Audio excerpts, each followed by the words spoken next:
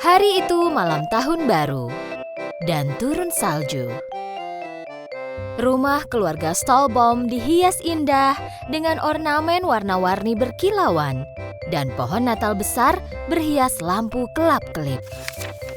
Tiba-tiba terdengar suara ketukan di pintu.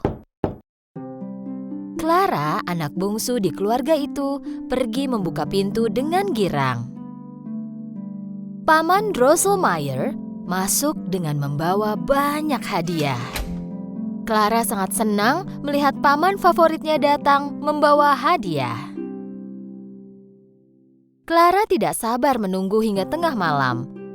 Ia ingin membuka hadiahnya saat itu juga. Paman Drosselmeyer tak mau Clara kecewa, jadi ia berikan hadiah Clara. Dengan gembira, Clara membuka hadiahnya. Ini hadiah paling menarik yang pernah ia dapat. Hadiah itu berupa boneka pemecah kacang berwajah lucu dengan hidung merah dan kumis tipis. Clara belum pernah punya mainan seperti ini. Clara sangat menyukai boneka pemecah kacang itu.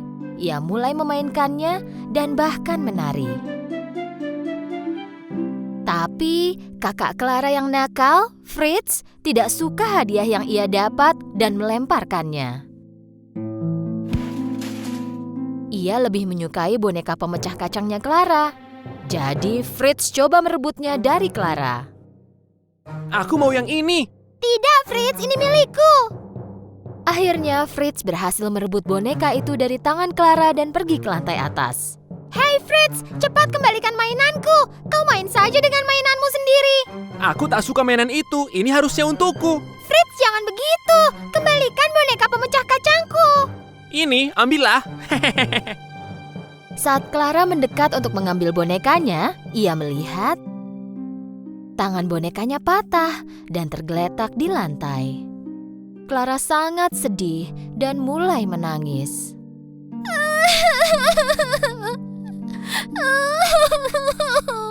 Jangan menangis, Clara. Sini kuperbaiki.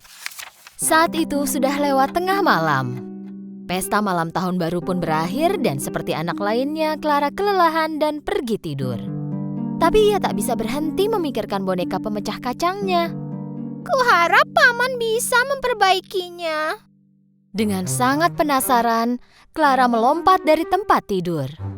Ia berharap satu hal saat memasuki ruang keluarga. Dan di bawah pohon Natal, Clara melihat boneka pemecah kacang itu sudah diperbaiki. Clara senang sekali. Ia memeluk bonekanya dan kemudian tidur dengan tenang.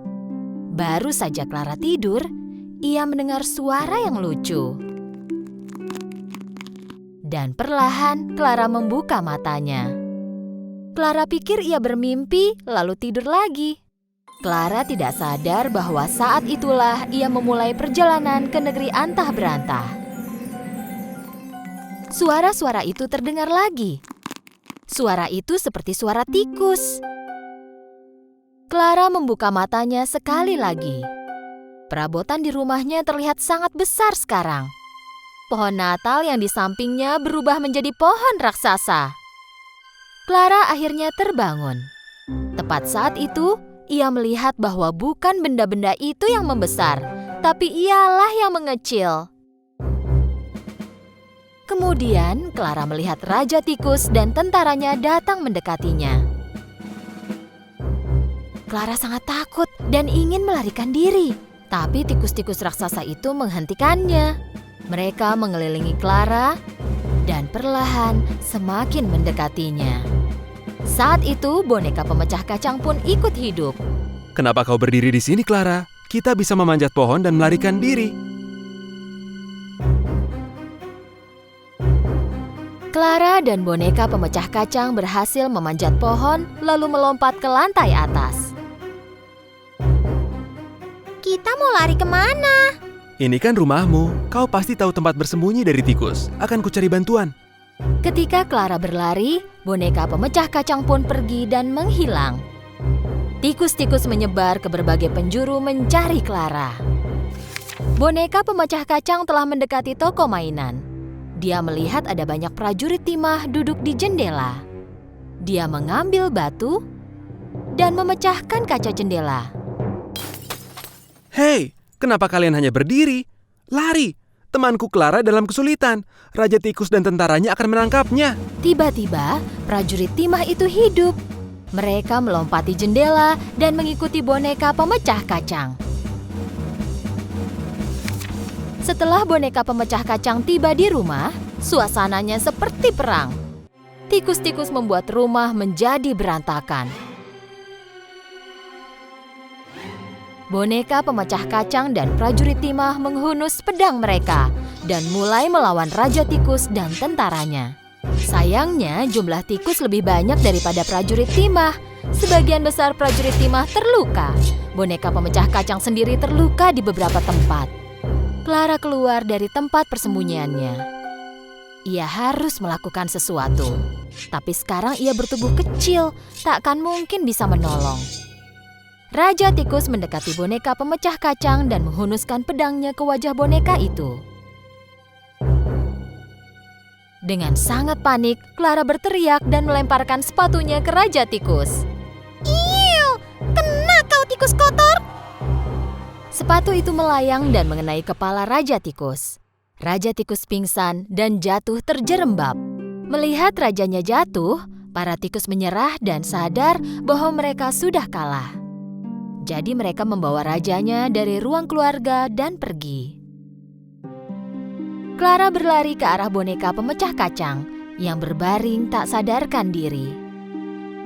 Clara berlutut di sampingnya dan mulai menangis. "Bangunlah boneka pemecah kacang!" Tiba-tiba, seorang peri muncul di belakang Clara. Peri itu sangat manis dengan pakaian biru, sayap, dan tongkat lollipopnya.